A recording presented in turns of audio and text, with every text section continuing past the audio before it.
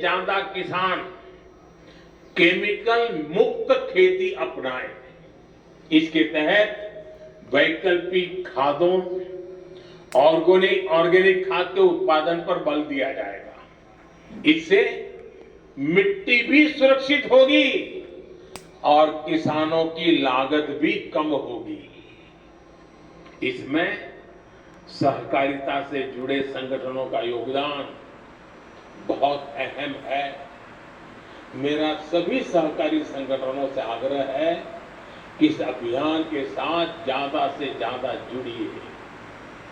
आप तय कर सकते हैं कि अपने जिले के 5 गांवों को केमिकल मुक्त खेती के लिए 100% हम करके रहेंगे। 5 गांव, और उन 5 गांवों में किसी भी खेत में 1 ग्राम भी केमिकल का प्रयोग नहीं होगा, ये हम सुनिश्चित कर सकते हैं। इससे पूरे जिले में इसको लेकर जागरूकता बढ़ेगी, सबका प्रयास बढ़ेगा। साथियों, एक और मिशन है जो केमिकल मुक्त खेती और अतिरिक्त आय दोनों सुनिश्चित कर रहा है। ये है गोबर धन योजना। इसके तहत देश भर में वेस्ट से वेल्थ बनाने का काम किया जा रहा है। गोबर से, कचरे से बिजली और जैविक खाद बनाने का ये बहुत बड़ा माध्यम बनता जा रहा है। सरकार ऐसे प्लांट्स का एक बहुत बड़ा नेटवर्क आज तैयार कर रही है। देश में अनेक बड़ी बड़ी कंपनियों ने 50 से ज्यादा बायोगैस प्लांट तैयार किए हैं।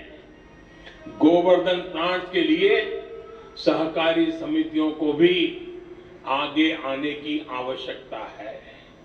इससे पशुपालकों को तो लाभ होगा ही, जिन पशुओं को सड़कों पर छोड़ दिया गया है उनका भी सदुपयोग हो पाएगा। साथियों, आप सभी डेयरी सेक्टर में, पशुपालन के सेक्टर में बहुत व्यापक रूप से काम करते हैं। बहुत बड़ी संख्या में पशुपालक सहकारिता आंदोलन से जुड़े हैं। आप सभी जानते हैं कि पशुओं की बीमारी एक पशुपालक को कितने बड़े संकट में डाल सकती है। लंबे समय तक फूट एंड माउथ डिसीज, मुंह पका और खुर पका, हमारे पशुओं के लिए बहुत बड़े पीड़ा का कारण रही है। इस बीमारी के कारण हर साल हजारों करोड़ रुपए का नुकसान पशुपालकों को होता है। इसलिए पहली बार केंद्र सरकार ने, भारत सरकार ने इसके लिए पूरे देश में एक मुफ्त टीकाकरण अभियान चलाया है।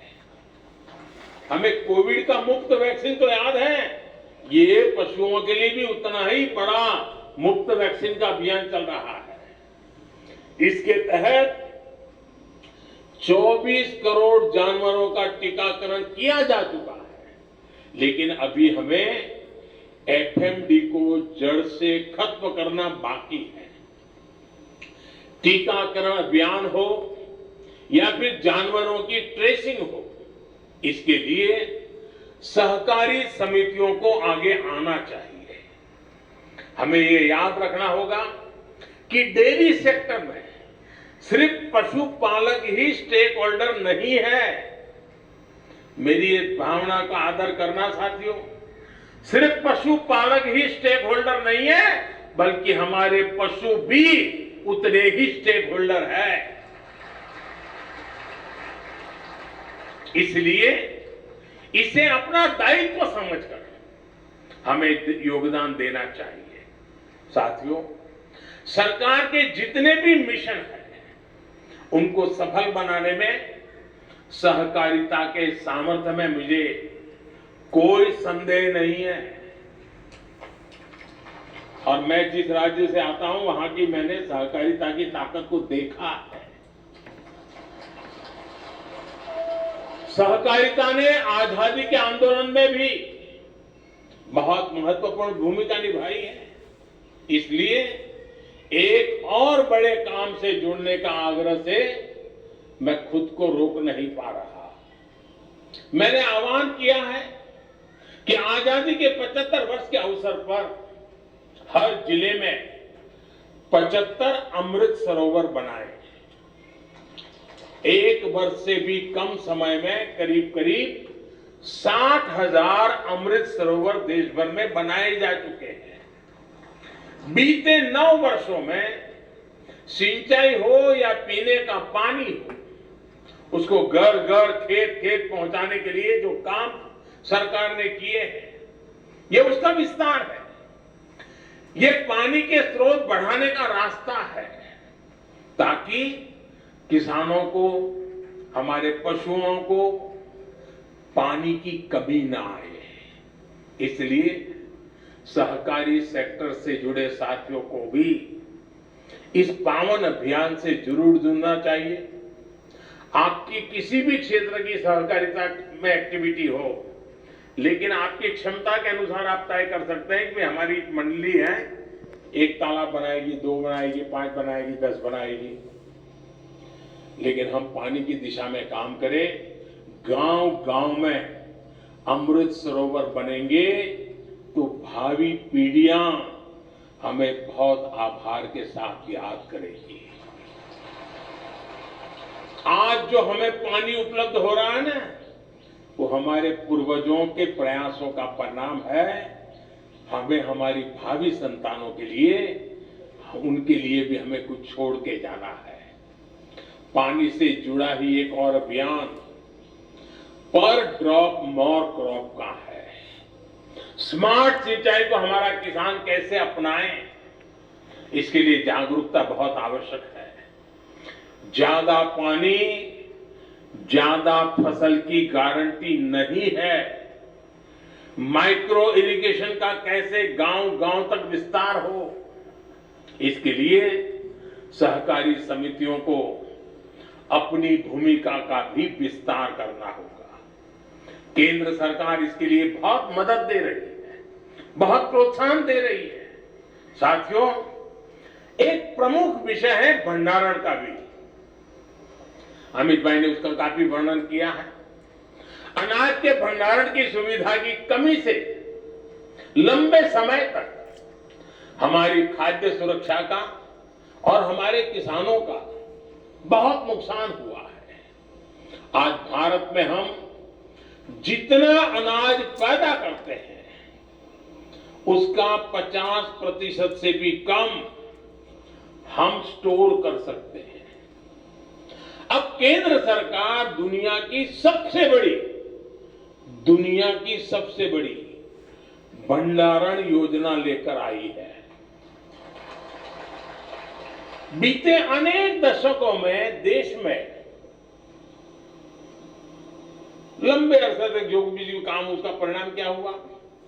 करीब करीब 1400 लाख टन से अधिक की भंडारण क्षमता हमारे पास है।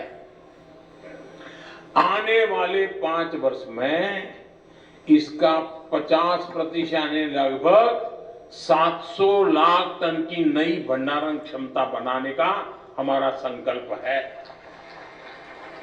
ये निश्चित रूप से बहुत बड़ा काम है जो देश के किसानों का सामर्थ्य बढ़ाएगा, गांवों में नए रोजगार बनाएगा। गांवों में खेती से जुड़े इंफ्रास्ट्रक्चर के लिए पहली बार 1 लाख करोड़ रुपए का स्पेशल फंड भी हमारी सरकार ने बनाया है। मुझे बताया गया है कि इसके तहत बीते 3 वर्षों में 40,000 करोड़ रुपए का निवेश हो चुका है। इसमें बहुत बड़ा हिस्सा सहकारी समितियों का है, पैक्स का है।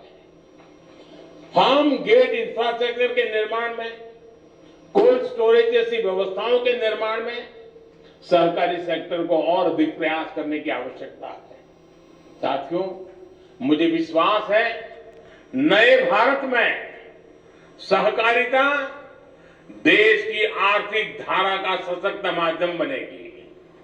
हमें ऐसे गांवों के निर्माण की तरफ भी बढ़ना है जो सहकारिता के मॉडल पर चलकर आत्मनिर्भर बनेंगे। इस ट्रांसफॉर्मेशन को और बेहतर कैसे किया जा सकता है, इस पर आपकी चर्चा बहुत अहम सिद्ध होगी। कोऑपरेटिव्स में भी कोऑपरेशन को और बेहतर कैसे बनाएं, आप इस पर भी जरूर चर्चा करिए। कोऑपरेटिव्स को राजनीति के बजाय समाज नीति और राष्ट्र नीति का वाहक बनना चाहिए। मुझे विश्वास है आपके सुझाव देश में सहकार आंदोलन को और मजबूती देंगे, विकसित भारत के लक्ष्य की प्राप्ति में मदद करेंगे। एक बार फिर आप सबके बीच आने का अवसर मिला, आनंद हुआ। मेरी तरफ से भी आपको बहुत बहुत शुभकामनाएं देता हूं। धन्यवाद।